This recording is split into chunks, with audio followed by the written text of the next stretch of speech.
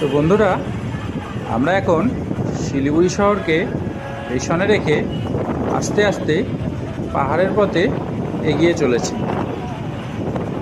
এই পথ খুব সুন্দর এবং দৃশ্যমান হবে।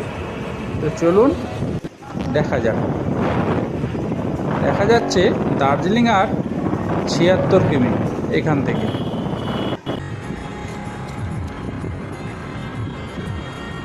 আপনারা দেখতেই পাচ্ছেন চা বাগান শুরু হয়ে গেছে। সমতল ভূমির চা বাগান এটা। এরপর যখন ওপরে উঠব, ওখানে ঢালু পাহাড়ের চা বাগানও আপনারা দেখবেন।